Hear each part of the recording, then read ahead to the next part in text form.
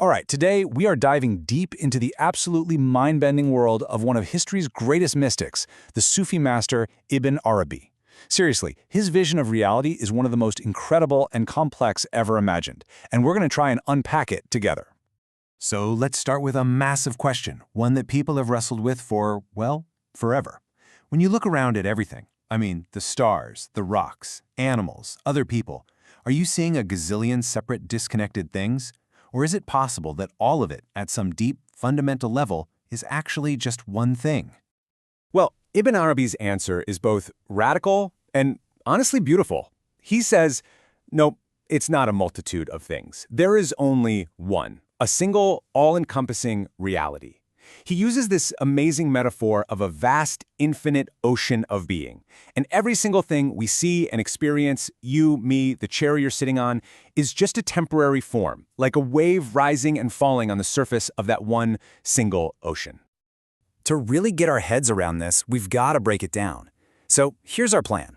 We'll start with that core puzzle of the one and the many. Then we'll look at how this one reality actually shows itself. We'll explore the cosmic blueprints behind it all, figure out the special role humans play, and finally get into how you can actually know any of this. Okay, so first up, this classic tension between unity and diversity.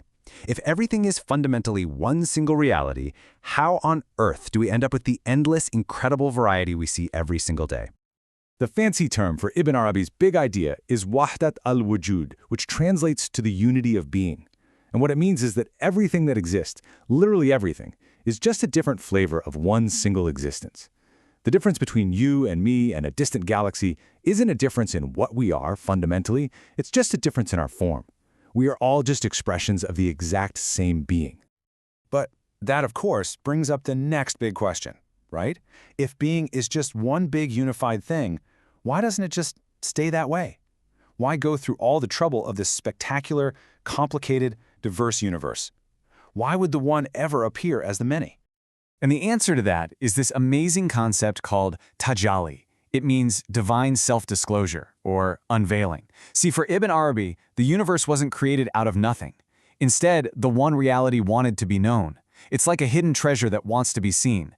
So the cosmos is the result of God unveiling himself to himself, revealing all the infinite possibilities hidden within. And this isn't just a random explosion of stuff. It's an ordered flow, a cascade. It starts at the very top with the divine essence, which is totally unknowable, pure oneness. That essence then starts to reveal itself through its qualities, what Ibn Arabi calls the divine names, like the merciful, the strong, the creator. And it's these qualities, these potentials, that finally take shape and become the actual things we see in the created world.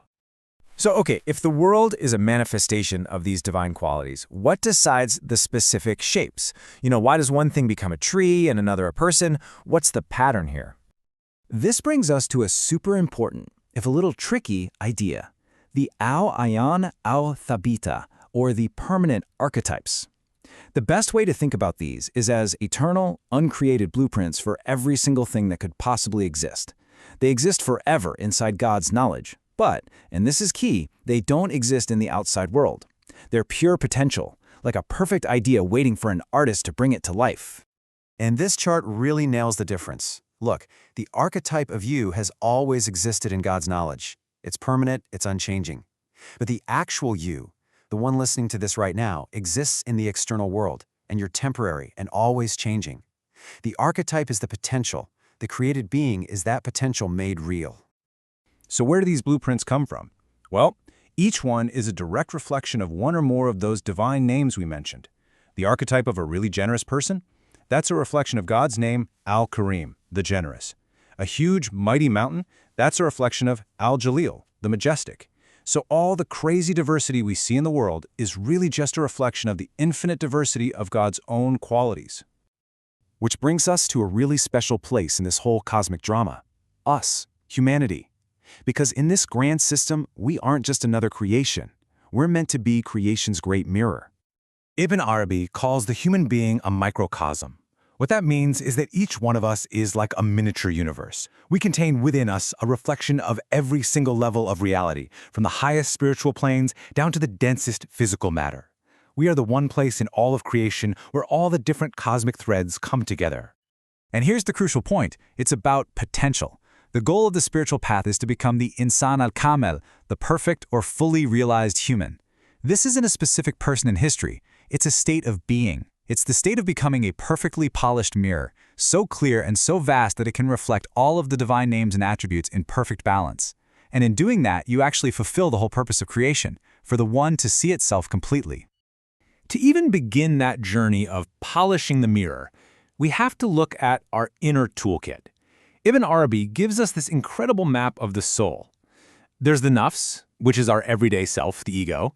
Then there's the qalb, the spiritual heart, which he says is the real organ of perception. There's the ruh, the spirit, our direct link to the divine. And deepest of all is the sir, the secret, the absolute core of our being where we meet God. So this all leads to a final, really important question. I mean, this is a beautiful and complicated system, but how could anyone possibly know if it's true? Well, for Ibn Arabi, there are two totally different ways of knowing things. On the one hand, you've got ilm. That's knowledge you get from books, from your mind, from reason. It's super useful, but it's always abstract. But then there's dhawq, and that word literally means tasting. This is direct experiential knowing that comes through the spiritual heart. The analogy is perfect. It's the difference between reading a detailed chemical analysis of honey and actually tasting its sweetness on your tongue. One is just information, the other is a reality you can't deny. And in this tradition, that direct experience is everything. There's a famous saying, one moment of dafq can unveil more truth than years of book study. Real, deep certainty doesn't come from just thinking about reality. It comes from experiencing it, from tasting it. And that's where we'll leave it. Because this whole gigantic system, in the end, isn't just the philosophy to be memorized. It's an invitation. It's saying the universe is a mirror, and you are a mirror within it. So the final question isn't some abstract puzzle. It's deeply personal. If all of creation is a self-portrait of the divine, what does your own reflection show?